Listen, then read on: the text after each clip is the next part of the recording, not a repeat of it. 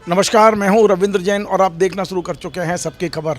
मध्य प्रदेश में अजीब माहौल है। यहां भारतीय जनता पार्टी के जो दिग्गज और पुराने नेता हैं उन्हें लगभग घर बिठा दिया गया है। उनमें से एक है जिन्होंने पार्टी को गढ़ा है, बढ़ाया है, जो बड़े पुराने नेता माने जाते हैं। जीवित नेताओं में एक रघुनंदन जी शर्मा हैं जिन्होंने कम से कम खुल के बोला है कि पार्टी में अब कोई संवाद बंद हो गया है, वहाँ संपर्क बंद हो चुका है। खुल के उन्होंने बात कही है। हम रघुनंदन जी का जो इंटरव्यू किया है उसके एक एक पहलू पर समझने की कोशिश करते हैं वरिष्ठ पत्रकार अरुण दीक्षित जी से। आखिर ये भारतीय जनता पार्टी में हो क्या रहा है? जिस पार्टी में संवाद और संपर्क मूल सिद्धांत हुआ करते थे, आज वही खत्म हो गए। अरुण जी, आपका स्वागत है। नमस्कार। ये हो क्या रहा है भारतीय जनता पार्टी? ये समझ से परे है। अचानक जो बदलाव आया है इसको कहते हैं कि पूरा आमूलचूल परिवर्तन हो गया है। जहाँ तक रघुनंदन जी की बात है, रघुनंदन जी ने खून पसीने से सींच के भूखे पेट रह के इस पार्टी के लिए काम किया था और वो लगातार दशकों तक जुड़े रहे हैं। सबसे पहले उन्होंने अपनी पीड़ा जाहिर की थी जब भाजपा का कार्यालय तोड़ा गया था। 25 साल पुराना कार्यालय जिसको 7 मंजिल तक बनाया जा सकता था, तब भी उन्होंने इसी तरह की पीड़ा की। बिल्डिंग नहीं तोड़ रहे हैं आप, कुशाभाऊ ठाकरे, प्यारेलाल खंडेलवाल, सुंदरलाल पटवा, इन सब नेताओं के सपने तोड़ रहे हैं। तो रघु जी अपनी साफ गोई के लिए जाने जाते हैं। अब जो बात उन्होंने कही है संवाद की, तो आप भी थे उन दिनों, याद करिए कि पहले कुशाभाऊ ठाकरे जी मूल रूप से केंद्र बिंदु होते थे। अगर रविंद्र नाराज हैं तो घर पहुंच गए और बात कर ली। आज बीजेपी में सब बड़े हैं, छोटा कोई नहीं है, कोई दूसरे से बात करना नहीं चाहता। अगर संवाद की स्थिति होती तो रघु जी ने तो चलिए अपनी बात कही है। कैलाश जोशी जो पितृ पुरुष संस्था में माने जाते हैं भाजपा में, जिनके ईमानदारी की दुहाई दी जाती है, उनके बेटे ने रोते हुए पार्टी छोड़ी है कि उसके पिता का स्मारक नहीं बनने दिया उस पार्टी की सरकार ने जिसके लिए उन्होंने अपना जीवन दे दिया। तो ये एक संकेत है। और यही नहीं, आप देखिए छत्तीसगढ़ में किसने पार्टी छोड़ी? वो व्यक्ति जो अध्यक्ष रहा, नंद कुमार साय, जिसने पूरा जीवन दिया। और मध्य प्रदेश में फिर कई लोग, भंवर सिंह शेखावत आए हैं। भंवर सिंह शेखावत दशकों से जीवन उनका बीजेपी में था। आज ऐसी परिस्थिति बनी कि वो कांग्रेस के साथ खड़े हैं। लेकिन क्या केंद्र को नहीं दिख रहा? यहाँ इतने सारे प्रभारी, करीब 5-6 प्रभारी बनकर आ गए हैं। नरेंद्र सिंह जी तोमर जो मध्य प्रदेश की नस को जानते हैं, उन्हें यहाँ का प्रभारी बना दिया गया है। अब चुनाव वही देख रहे हैं पूरा। कैलाश जी को शायद भान हो गया है, वो भी वापस लौट आए। वो भी लंबे समय से हंसिए पर थे। लेकिन पार्टी का जो केंद्रीय नेतृत्व है उससे ये समझ में क्यों नहीं आ रहा है? देखिए, पहले कैलाश जी की बात करते हैं। कैलाश जी ने हरियाणा में काम किया, उसके बाद बंगाल में काम किया, बहुत अच्छा काम किया। बंगाल में 3 से 73 या 76 पे पहुँचे।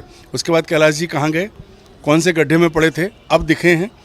दूसरी बात नरेंद्र सिंह तोमर की। नरेंद्र सिंह तोमर वरिष्ठ हो गए हैं, लेकिन उनमें वो क्षमता नहीं है जो ठाकरे जी में थी।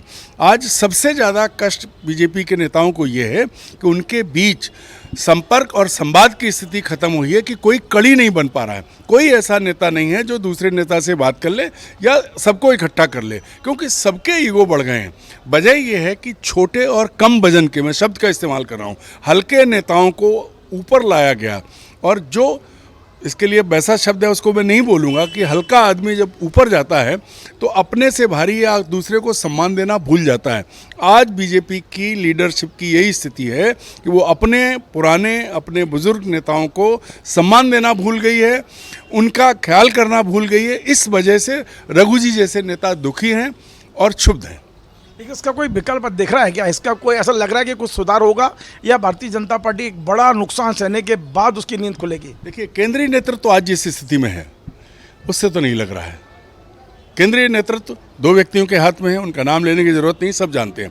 और उनका ये मानना कि जो हमने तय कर दिया, जो हमने कह दिया, वो हो गया फाइनल। अब एक सवाल उस प्रेस कॉन्फ्रेंस में आप भी थे, आपने भी सवाल पूछा था, बात भी उठाई कि मुख्यमंत्री का चेहरा कौन होगा।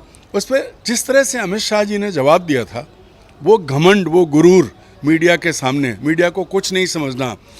हो सकता है मीडिया उनकी जेब में हो, पर पूरा हर पत्रकार उनकी जेब में नहीं है। उसी दिन ये साफ हो गया था कि ये नेतृत्व कैसे सोचता है। जो मैंने कह दिया वो हो गया, बाकी आपकी बात नहीं सुननी, वो चाहे मीडिया हो चाहे वो कार्यकर्ता हो। यही सबसे बड़ी समस्या है।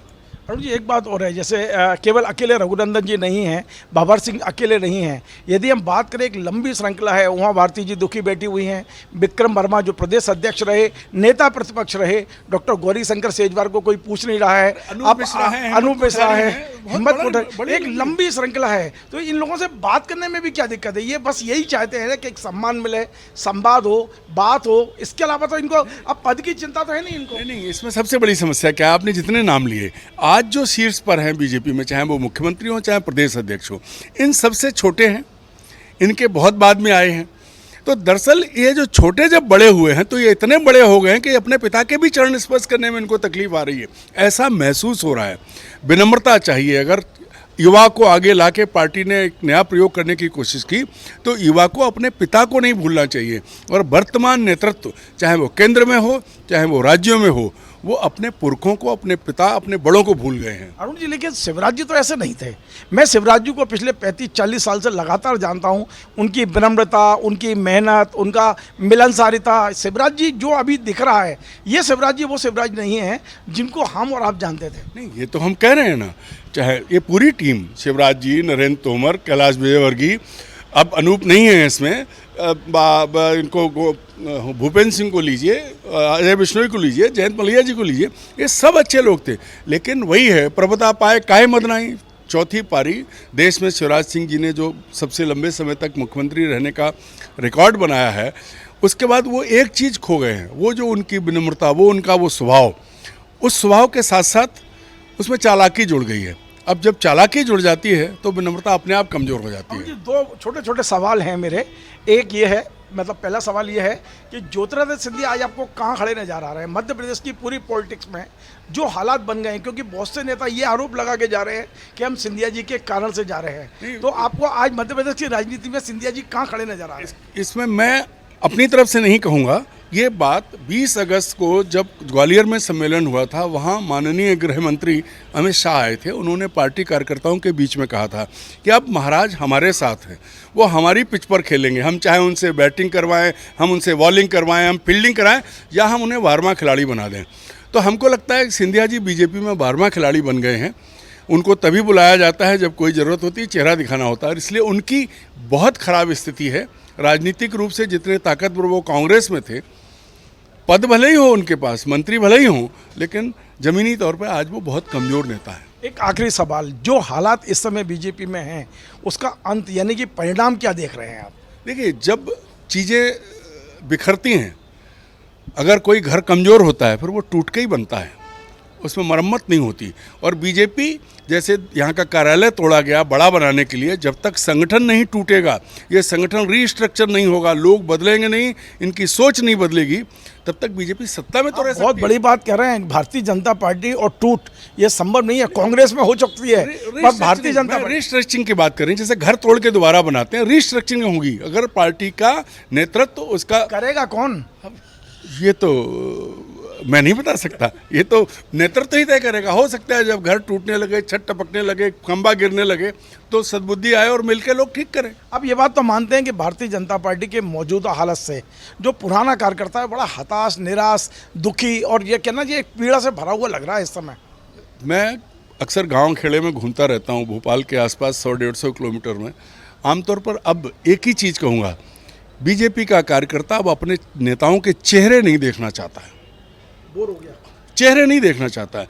मैं 4 दिन पहले भोपाल से 20 किलोमीटर दूर एक चाय की दुकान पर, शाम का वक्त था, उस लड़के से 4-5 लड़के खड़े थे। हमने ऐसे ही सवाल पूछा, उसने बिना जाने कि हम कौन हैं क्या हैं, उसने कहा साहब जब तक ये तस्वीरें नहीं बदलेंगी तब तक किताब नहीं बदलेगी। ये उसका जवाब था। तो बहुत बहुत धन्यवाद अरुण जी आपका। तो ये थे अरुण दीक्षित जी, वरिष्ठ पत्रकार, जिन्होंने लंबे समय तक भारतीय जनता पार्टी की रिपोर्टिंग की है, एक एक नेता को अंदर बाहर से जानते हैं। और आज अरुण जी जो कह रहे हैं वो सच है।